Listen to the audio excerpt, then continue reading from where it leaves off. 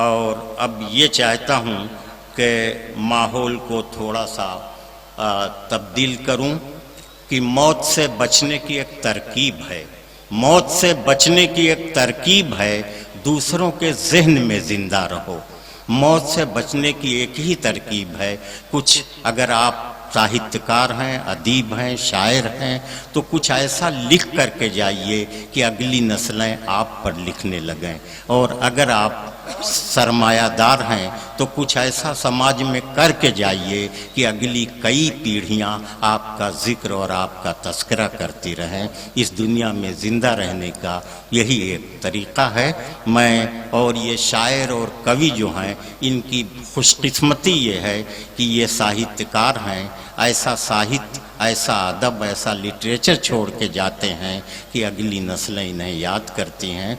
और खुशी की बात यह है कि मर्दों के साथ ख़वातीन भी स्टेज पर आकर के बड़ी बेबाकी से अपने जज्बात का इजहार करती हैं, जो एक अच्छी अलामत है, इसलिए कि आधी इंसानियत का हिस्सा और नुमाइंदगी ख़वातीन भी करती हैं। शायरा के तौर पर, कवित्री के तौर पर रश्मि शाक्या हमारी फहरिस्त में है।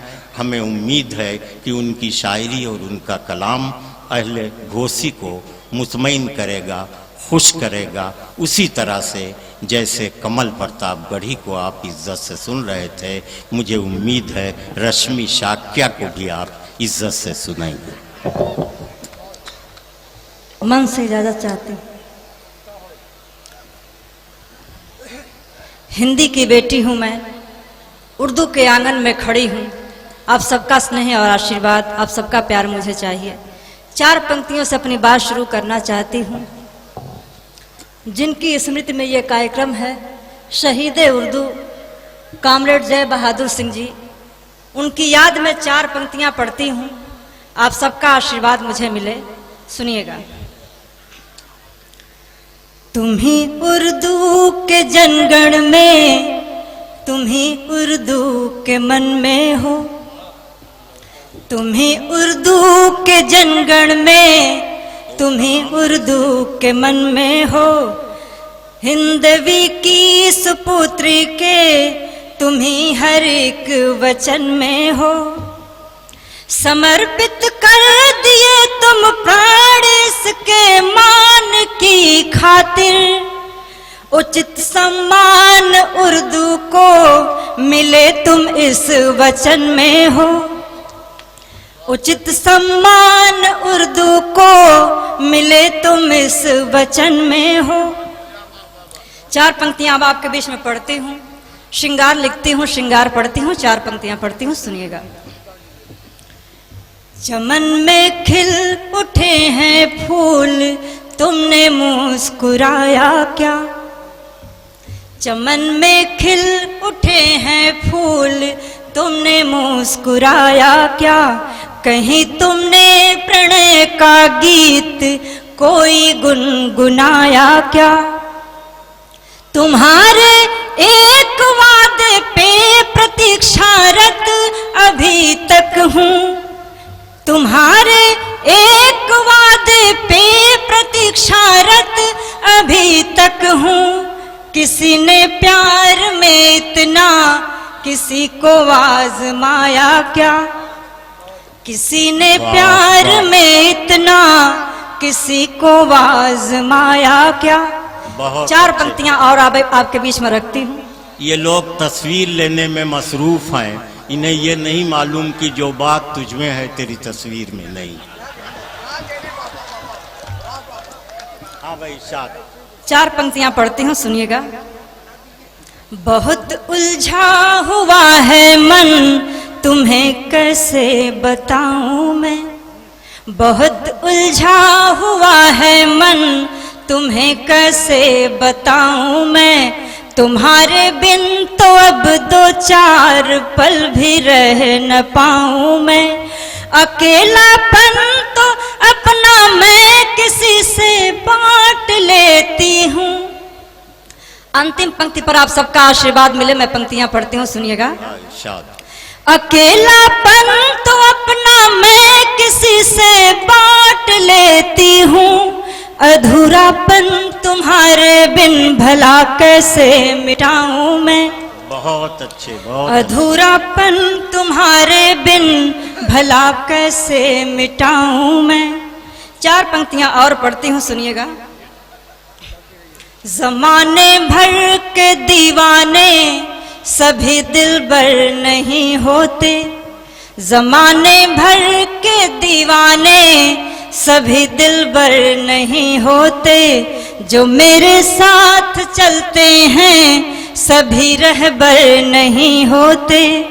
समंदर की जो गहराई से मैं घबरा गई होती, तो जो गौहर है मेरे पास वो गौहर नहीं होते। बहुत अच्छे रत्ती। समंदर की जो गहराई से मैं घबरा गई होती, तो जो गौहर है मेरे पास वो गौहर नहीं होते। 4 पंक्तियां और पढ़ती हूं, इनायत इरशाद। सुनिएगा। वही सूरज जो तुमको जीत कर आकाश आता है, वही आकाश जो खुद का वितत विस्तार पाता है। समर्पण की कोई सीमा नहीं होती मोहब्बत में, वही है जीतता इसमें स्वयं जो हार जाता है। वही है जीतता इसमें स्वयं जो हार जाता है। इतनी खामोशियों से आप लोग सुन रहे हैं।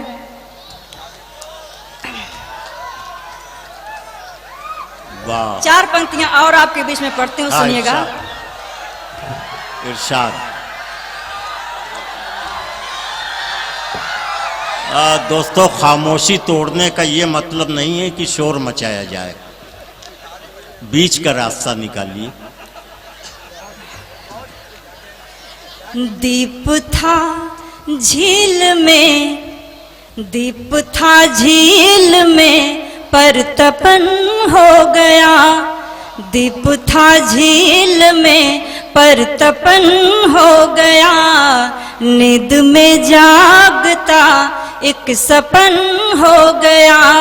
जिस घड़ी से मेरा दिल तुम्हारा हुआ, जिस घड़ी से मेरा दिल तुम्हारा हुआ, प्यार का कीमती एक रतन हो गया।